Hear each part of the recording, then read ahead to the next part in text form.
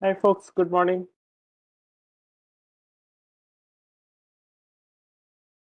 Good morning. Good morning, sir.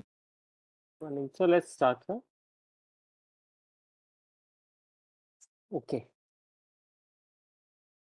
So today's topic is very important, and we'll discuss aspects of symmetric encryption, and then we'll study one-time pad.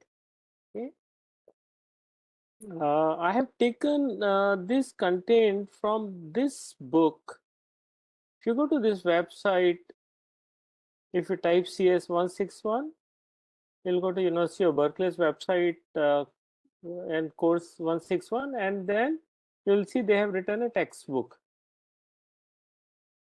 Okay, so we'll follow for encryption, decryption, so or cryptography topics, contents from this book. All right, and there are two other references which you can refer to. This is another lovely website where Professor Bonet has online course on cryptography. You can refer this as well. Okay, so these are the topic that we'll discuss today. We'll start with introduction to cryptography that we have already done. We'll go to symmetric encryption. We'll see IND-CPF.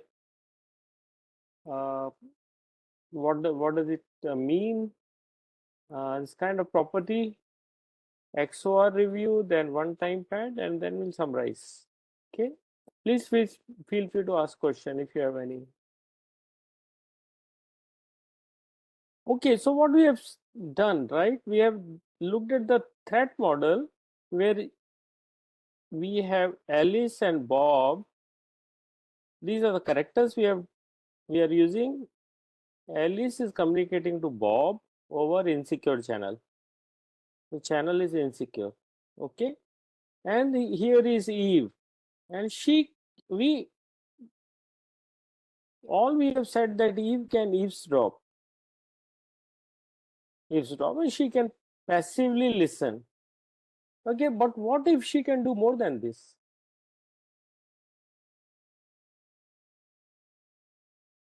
Right? She can do much more than that, right? So we would look at some of these threat models and see what all we can do. For example, she can send something to Alice, she can trick Alice to encrypt something, or she can trick Bob to decrypt something, some text she creates, and then tricks Bob to decrypt that, and then learn from that something about what is being sent between Alice and Bob and Alice, right? So they are so very what we assumed is very simple threat model where Eve can only eavesdrop, okay, or just she can just she's interested what's happening between Alice and Bob, and she can find that out. But real world scenarios are more vulnerable, uh, you know, than the one which we assume because attackers are more sophisticated. So we must have threat model which are more powerful than very simple threat model where Eve can only listen to conversation between Alice and Bob. Okay, all right. So these threat models are okay. Now, the two scenarios we have already discussed, that can Eve trick Alice into encrypting message of Eve's choosing. So Eve is here, and can she trick Alice to encrypt message she wants Alice to encrypt and get that encryption back, encrypted message back, right? Can she trick it? Okay, okay, all right. And second is, can Eve trick Bob into decrypting message of Eve's choosing? She creates a encrypted message. Can she trick Bob to decrypt the encrypted message? Okay, so based on that, we have many models. Simplest is the ciphertext only, whereas Eve cannot trick Alice to encrypt something, and Eve cannot trick Bob to decrypt something. Second is chosen plain text model, where Eve can trick Alice to encrypt the message of her liking or Eve's choosing. So Eve chooses one message, okay, and tricks Alice to encrypt that. Okay, and third is chosen plain text. Chosen cipher plain text. It means that Eve cannot trick Alice to encrypt something of her liking, but she can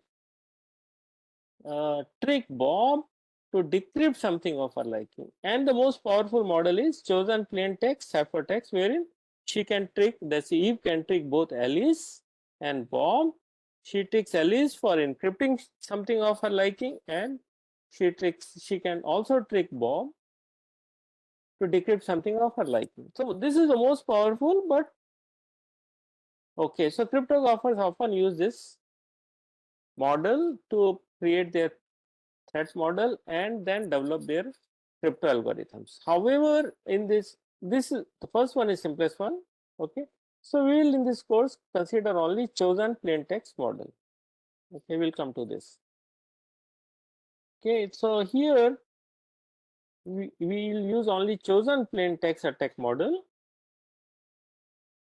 where Eve can trick Alice to encrypt something of, or sorry, where Eve can trick Alice to encrypt something of her liking, right? What, so basically Eve creates a message and somehow asks Eve to encrypt that and get that encryption back. All right, but she cannot trick Bob to decrypt something. Okay, so we have taken this model. Okay, all right. Yeah, give me a minute. Okay, all right. So this is where we are in cryptographic roadmap, and we'll cover everything that's written here. So now what we are going to do is that we are getting into one time pad. Before that, we will use this model. We'll discuss about this model. Okay, all right. All right. So now for next few lectures, 3 or 4 lectures, we are going to discuss symmetric key encryption. Okay.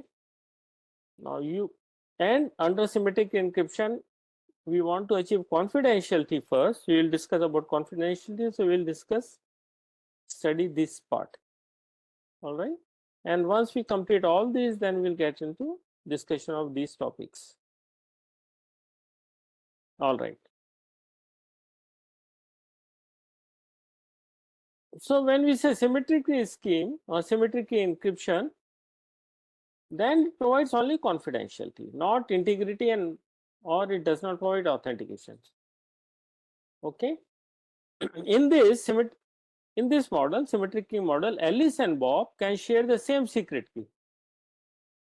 That attacker doesn't know. So the key is generated either by Alice or Bob, and is so both parties, and then that one, like either Alice or Bob, exchanges the key or changes the key, sends the key to Bob. So Alice sends it to Bob, or if Bob generates, sends it to Alice. So both Alice and Bob have same key. If when Alice is communicating with Bob, Alice will use this key to encrypt the message. When Bob receives the message, Bob will use this key for decrypt the message. Okay, all right.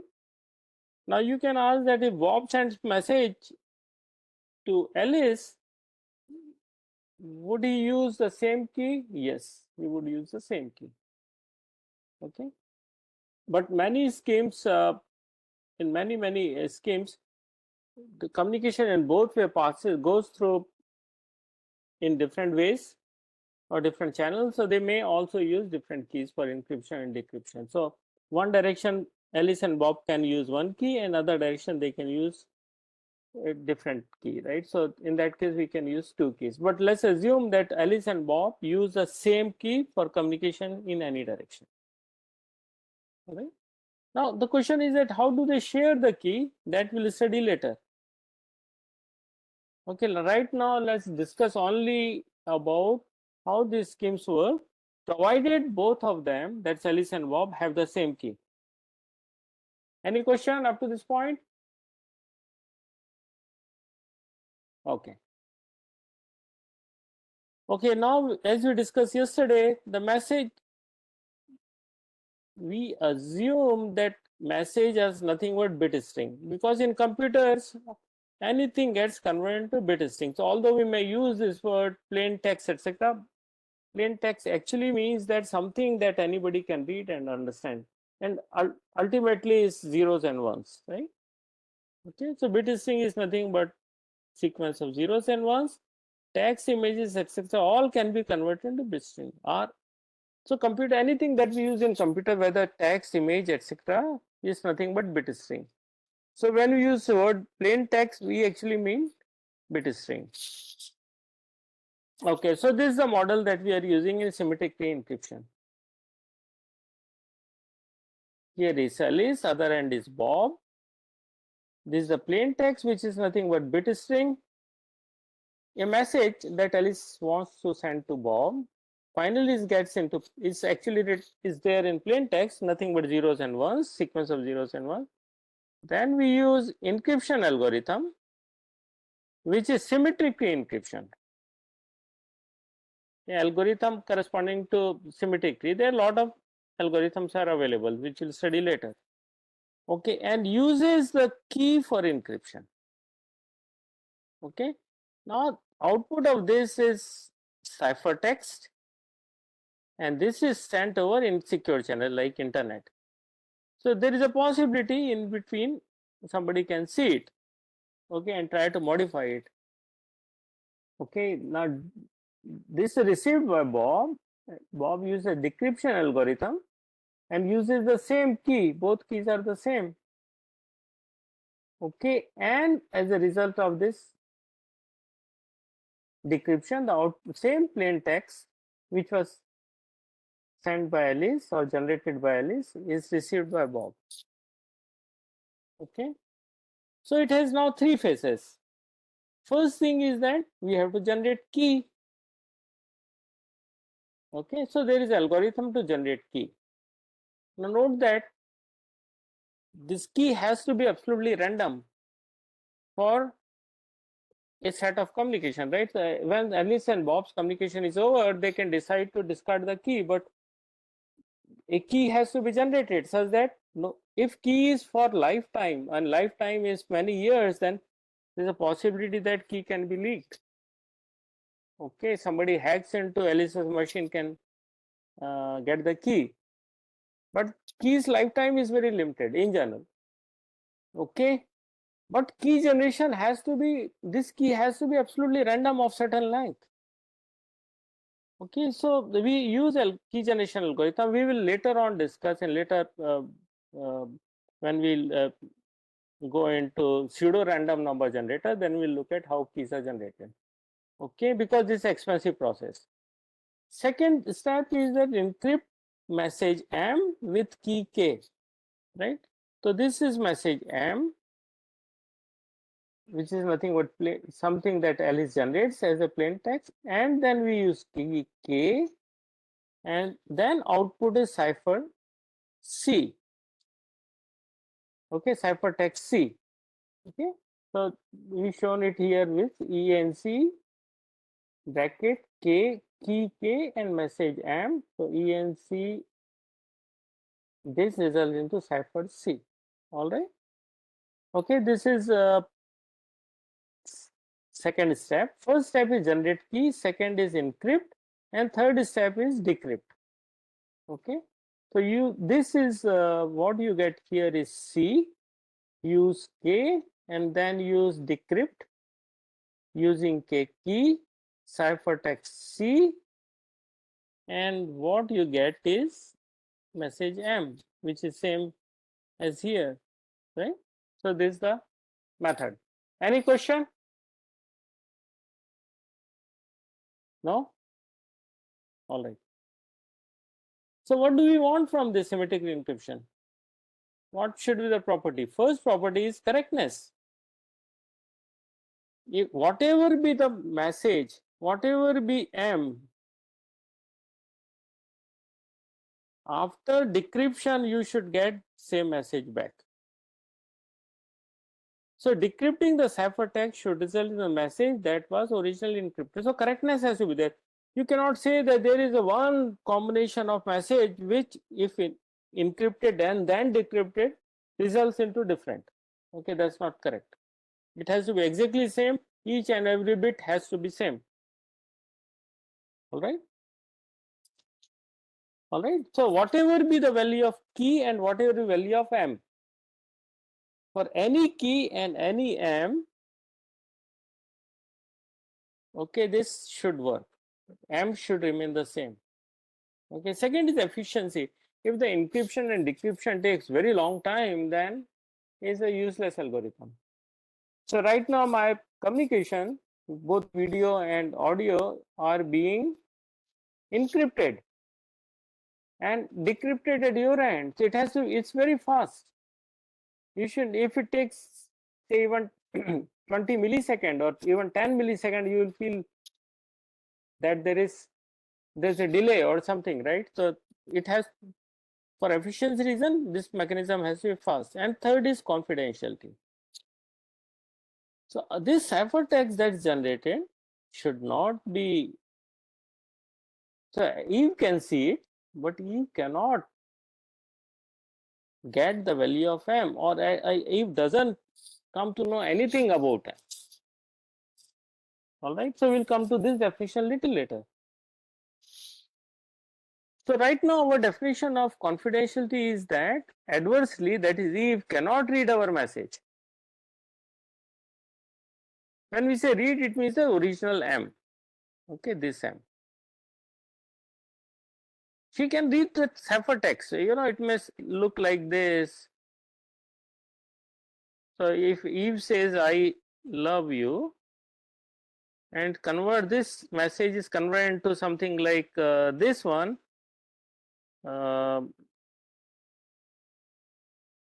Something like this, then Eve of course can read this because going over insecure channel, but can't make out that is similar to this one, anything closer to this one. She can't even describe even, you know, a part of this like I or whatever, right?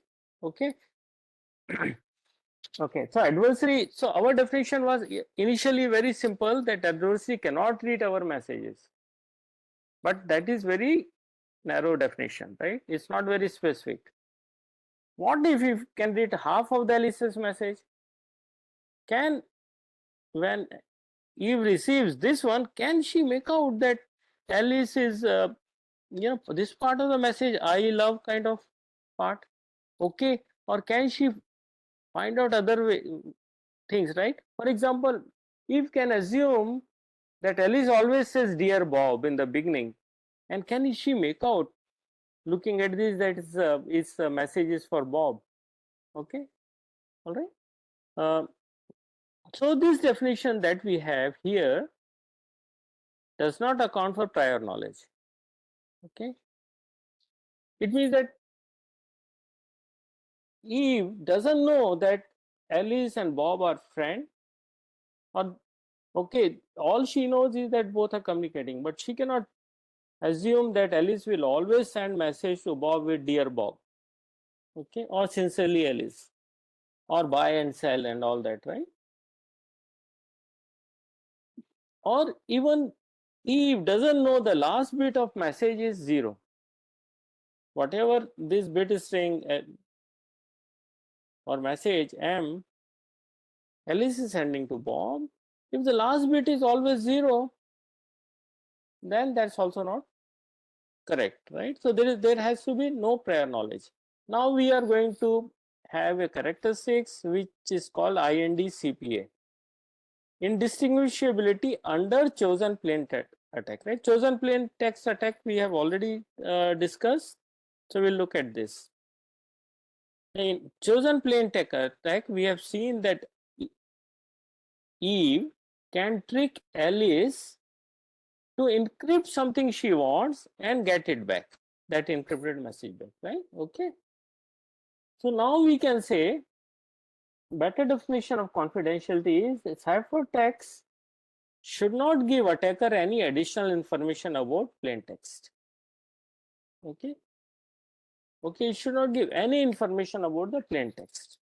Okay, so now let's design an experiment where whether attacker has learned about some new information. Okay, now Alice has encrypted. The experiment is as follows: Alice has encrypted either message M0 or M1.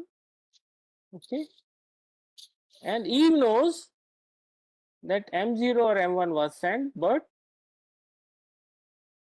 she doesn't know which one, either whether it is M0 or M1. Okay, Eve reads the ciphertext and tries to guess which message was sent, either M0 or M1, or encrypted version of M0 or M1. From that, she cannot make out whether it is M0 and 1. If this probability of the guess is more than half, then okay. If probability that Eve correctly guesses the message sent is half, then encryption then this encryption is claimed is confidential. If it's more than half, it is not. Okay. If it's very smaller, is very close to 1.5, then we can say for practical reason is confidential. We'll come to that later. So what we understand from this is that ciphertext gave Eve no additional information about which plain text was sent. So now let's look this up again. Now let's design an experiment where Eve is going to do chosen plain text attack. Now here Eve can trick Alice in encrypting any message, arbitrary message which Eve's like. Okay. Okay. So now we can say, based on this, better definition of confidentiality is even if Eve is able to trick Alice into encrypting message, Eve can still only guess what message Alice sent with probability half. Okay, all right, we'll come to this now, and this definition is called INDCPA, indistinguishability under chosen plain text attack. All right, so this experiment that we are going to do is called game. And if it's a game, then there is a win or loss. All right. Okay, all right. So now let's come to the game. Are you able to understand up to this point, or is it very fast? Hello.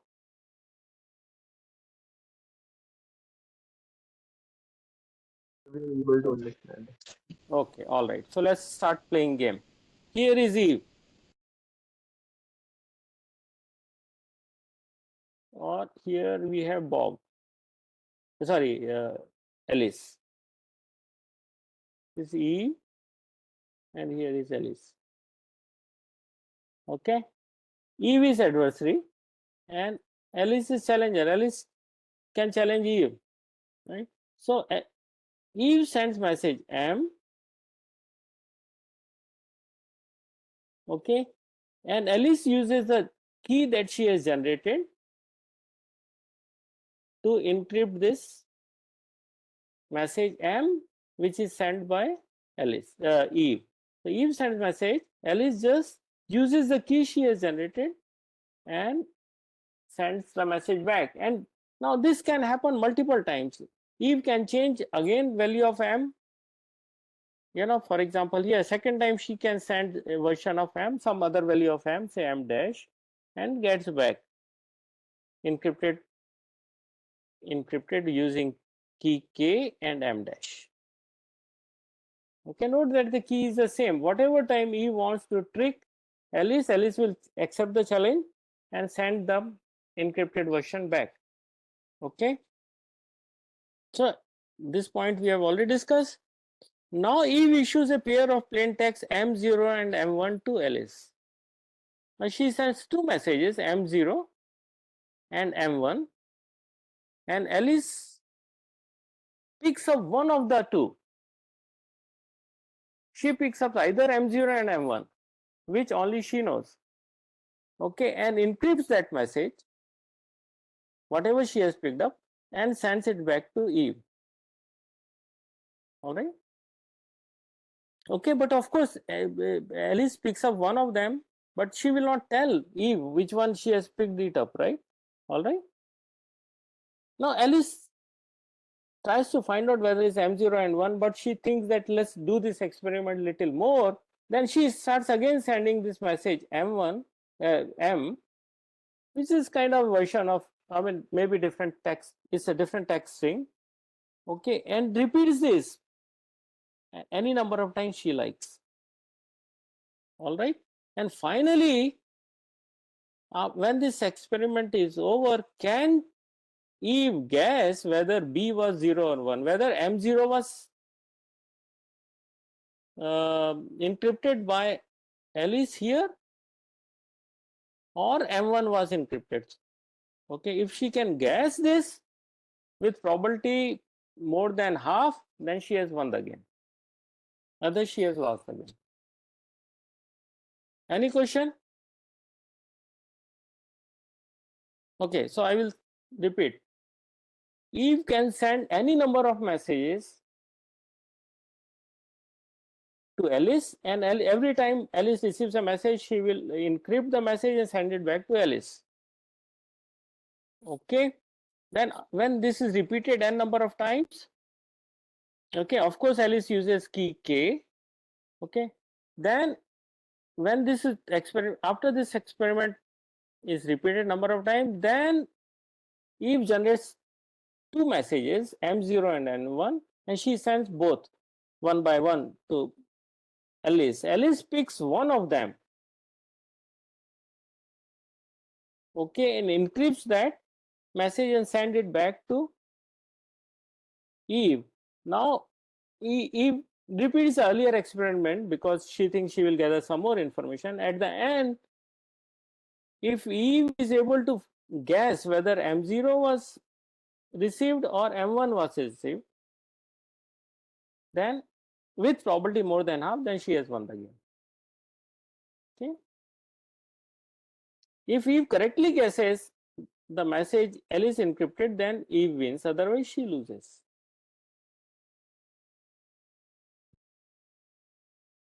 Okay. So if L is able to guess whether M0 and 1, then she will win, otherwise she loses. So what strategy Eve will use, that's up to her. She can use any strategy. So now we can say prove that there exists at least one strategy that can win INDCP again with probability 1.5. When we say there is at least one strategy such that Eve wins this game, then we are able to prove insecurity. And if okay, and okay, so it means that if the probability is more than half, it means something has leaked. Ciphertext is not perfect and some information is leaked to Eve, right? And if the probability is exactly half, that is the probability of winning IND game is exactly half, then we can say that this scheme, encryption scheme, is secure. All right. Please go through PPT again. So if I repeat, if Eve is able to guess whether M0 and M1 was sent, then she has won. Okay, now we further define this condition. We say that is the probability of guessing. Okay, or if there is a strategy where that can win INDCPA game with probability more than half, then we can say the scheme is insecure. It means I repeat this experiment M0 and 1 n number of times and count and finally say that, you know, every time this is done, the Eve has won with probability more than half. Okay, all right. So let's, now there are of course edge cases, right? Now here in this game, we assume M0 and M1 that Eve sends to Alice are of the same length. Otherwise, we are leaking some information, right? Okay, because you know, Alice may guess that, sorry, Eve may guess that Alice sending I love you. It has length of what? 1, 2, 3, 4, 7, 8 characters, right? And this will result into some message length. Okay, if lengths are different, then we are leaking some information, right? However, in this experiment we have assumed that that's INDCP experiment, but in general it's very difficult to create a scheme where all messages that you are sending over internet are of the same length. Okay, if you assume ciphertext is 128-bit long, that all messages are 128-bit, what you will do if message is longer than that? And if you assume that messages are of 1 GB length, then if what happens if message is very very tiny, like say hello or whatever, right, or just ping somebody which contains just few bytes. All right, okay. So it's impractical to assume that all messages will be of same length. So that is the boundary condition or edge case. Okay, another edge case is that how long Eve will take to complete this experiment, right? So there are many. So if Eve says that I will take 100 years to complete this, then we can say this is not practical case. So this scheme is then in practice we can use this because nobody is going to be alive for 100 years in general, right? So it's a very very long time. So INDCP again, Eve is limited to, we say, some practical runtime, maybe few minutes, maybe 1 minute, maybe 30 seconds, or maybe 1 second, something like that. All right. So we can say the Eve is limited to polynomial runtime algorithm, not exponential time algorithm. Okay, all right. And then another edge case is that there can be very negligible advantage to Eve. For example, if the probability of winning is 1 by 2 plus 1 by 2 raised power 128, so this number is very small. So we can, for all practical purpose, we can say its probability of winning is half. Okay, then we can say, all right, we can ignore this. All right. Okay. So this is a negligible experiment. All right. So now we have completed INDCPA game, and we can say this algorithm is INDCPA capable, right? Or this has property of INDCPA. So let's repeat. Eve can choose. Okay, let's look at here. We are doing an experiment. Okay, where Eve is adversary and Alice is challenger. Alice generates a key K using algorithm. Now Eve sends a message, a set of messages and receives back set of responses in terms of encryption of those messages, right? So Eve sends first message and gets encryption back. Eve sends second message, gets encryption back of that, and so on. As many times she wants, she can do. Okay, then she generates two messages of her liking, M0 and M1, and sends both of them one after other to Eve. Eve picks one of them and uses encryption algorithm and uses the key K, and let's assume the one which she picks up is B message, one of the where B is either M0 0 or 1, and she encrypts this message and send it to Eve. Now if the Eve can guess whether this message is M0 or M1, then she has won the game. All right.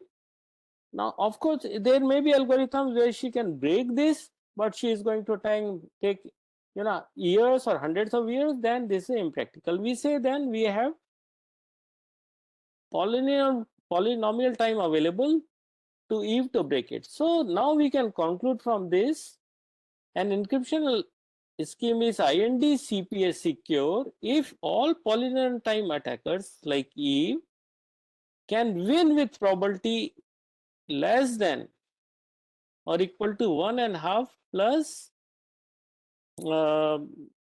is very small number, okay, where this is a negligible, this value is negligible. Okay, all right.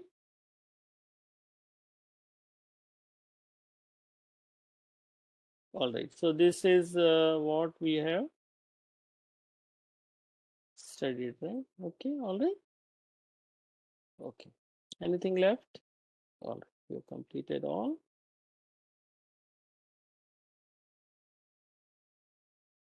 Okay.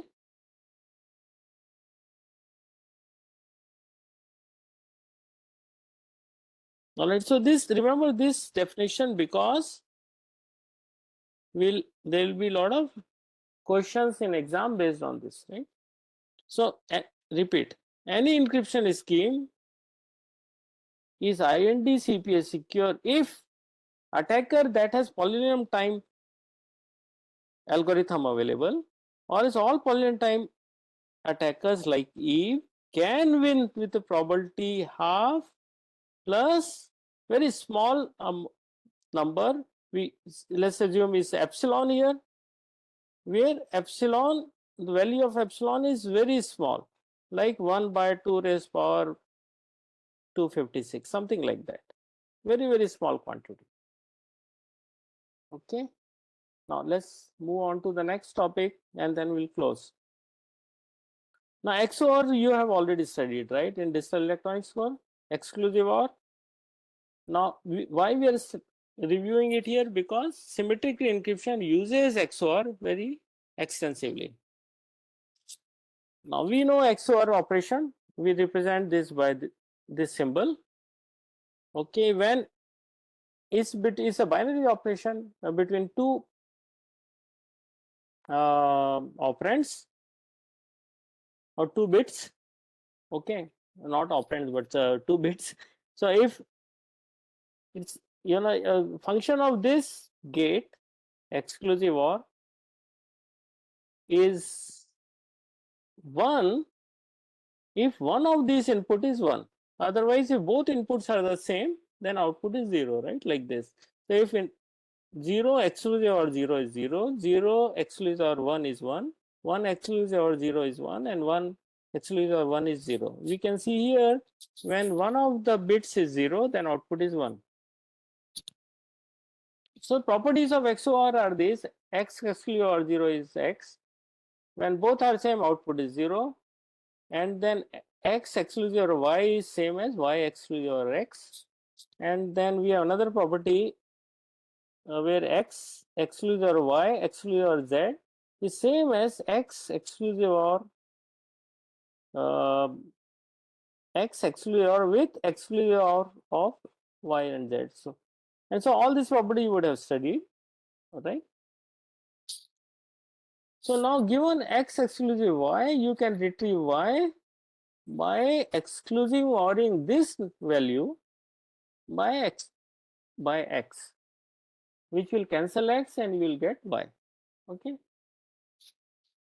All right. So it has a lot of algebraic properties, like if this is the condition, X exclusive OR 1 is equal to 0, can we solve it for Y?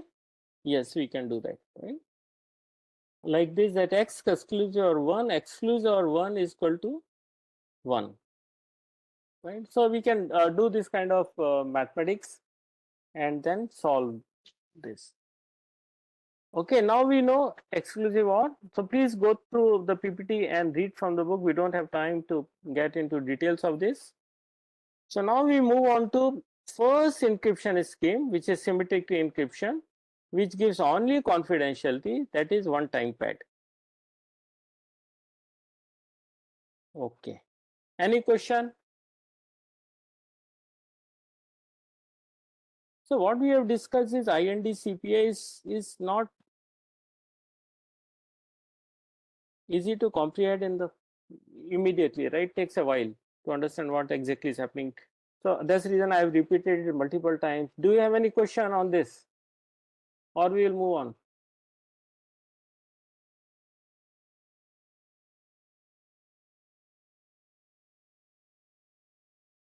Okay, let's move on then.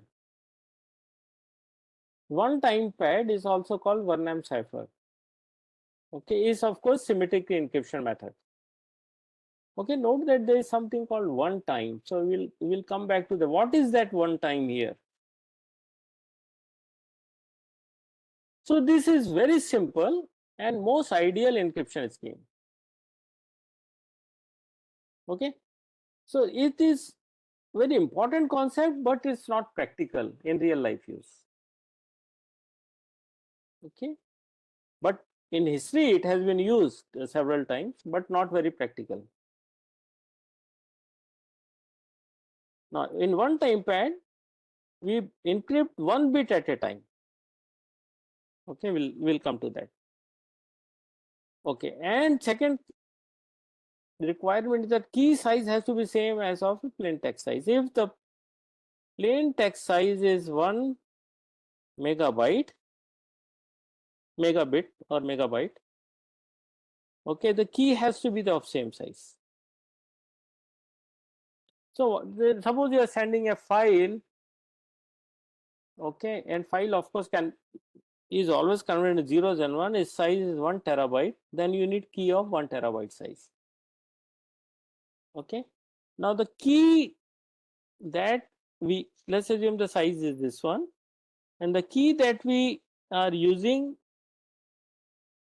to encrypt this message M, this is randomly generated. Let's assume this size is n bits. Then we generate n bit size key, but these n bits here are randomly generated.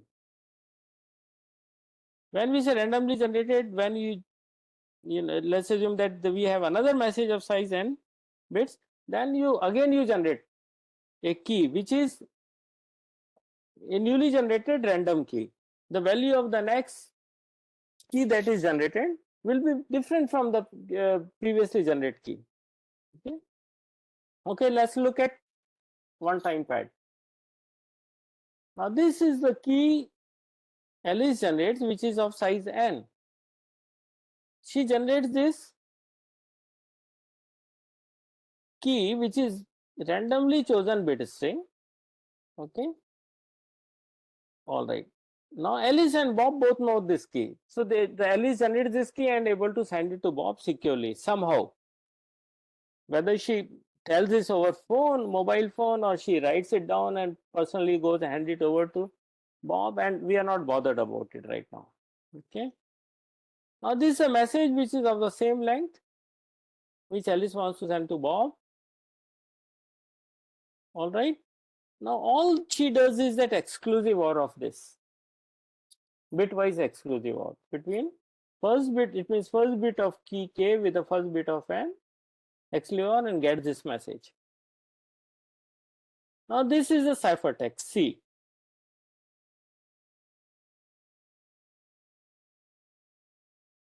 Now can Eve in between guess something from this one? Can she guess?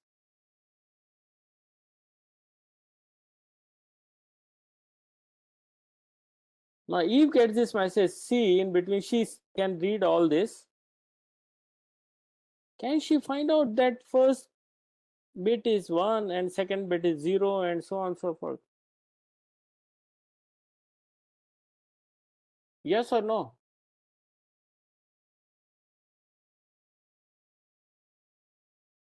Can she guess it correctly?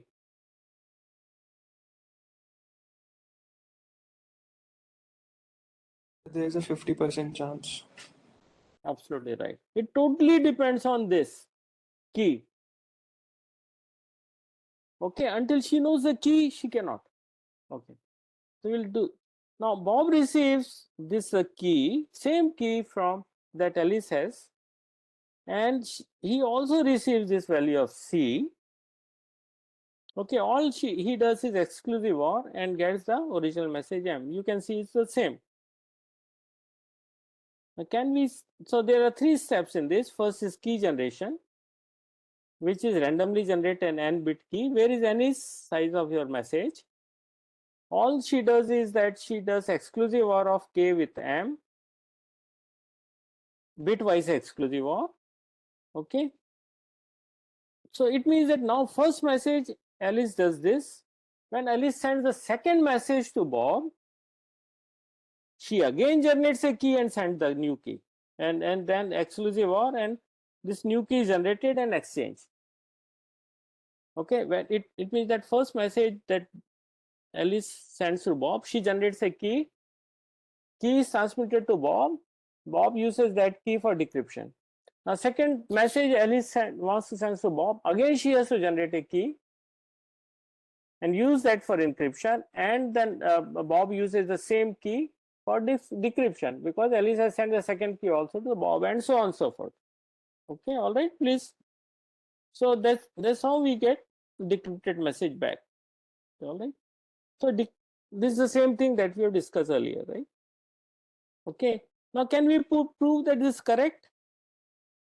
Yes, we can prove that encryption and decryption both work. Okay. This is how it is, right? I mean, you decrypt it, you again do exclusive OR, you get the original message back. Simple one step process, right? Now, so our last definition of confidential was ciphertext should not give attacker any additional information about plain text, right?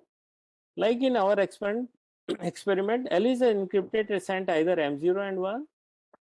So if Eve knows M0 or M1 was sent but doesn't know which, okay,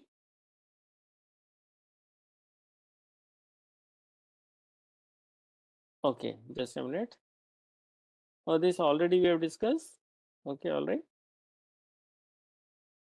So now here what we are doing is that possibility 0 is that Alice has sent encrypted message K and M0. Okay, so same experiment we have repeated here, whether Alice has encrypted and sent M0 or M1. Eve knows M0 and M1 was sent, but she doesn't know which, like previous experiment. Okay, if the probability that Eve correctly guesses which message was sent is half, then encryption is confidential. So we can see here with this experiment, if K is chosen randomly, the both possibilities are equally possible. Okay, and this is how we can prove that Eve has learned no new information, so scheme is perfectly secure. Okay, now if we use the same key twice, okay, because the reason why this is so, because every time you are using the separate key, right? Now let's, in next experiment we are using the same key twice, right? So Alice sends M0 and M1, however uses the same key. So output, and she sends it to, and Eve intercepts this or receives this, because Eve okay, so Eve will receive this. The first one is K exclusive or M0, where K is the key. Second is K exclusive or M1. Now if sees these two ciphertexts, can she find out something, or are we leaking some information? Yes, we are leaking some information, right? This is how, if Eve does exclusive OR of these two, then this result into M0 exclusive or M1, and this is very specific to M0 and M1, the output of that, right? So she has leaked some information. So so Alice has leaked some. So if anyone uses same key multiple times using one time pad, then two time pad, then some information is leaked. So ideal scheme in encryption is that wherein we are going to use key only once, or somebody who is intercepting the message and looking at encrypted message sent one after other, that is using the same key K, then that person or Eve can make out something from that. Okay, so this same thing we are discussing it here. Please go through it. So we can say that one-time pads are not secure if the key is reused. Hence, Alice and Bob must use different key for every message. Now, why is it impractical then? This idealist came because every time we are using different key and all we are doing is exclusive or bitwise and then sending it. Now, as long as we use one key at a time, then it's absolutely perfectly secure. First thing is that every time you have to generate key, and this is expensive process. Randomness is expensive. I mean, randomly generating key every time is expensive. Second is that every time the key is to be distributed or sent to Bob, and that also has to be secure, right? Right. So this is not very practical solution, that every time key distribution is also not easy. Okay. Third is that we can of course communicate this key in advance over secure channel and can use it, but there are very few places where you have secure channel available and send all the keys that are going to use in future. But this has been used in, you know, many decades back. All right. Okay, let's summarize then. So we have started discussing about symmetric key encryption. This is a very practical encryption method when we have to do encryption for longer period of time. Okay. In this one, we use encryption algorithm and decryption algorithm.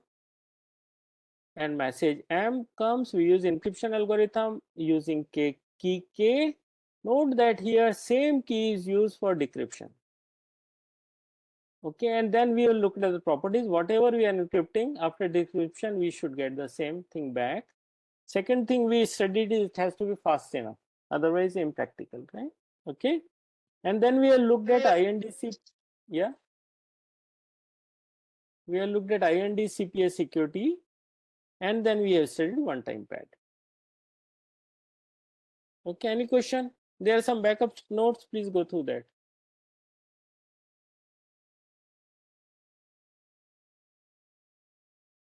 Any question?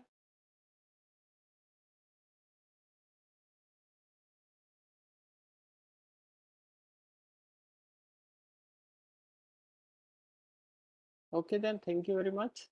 See you on Tuesday then.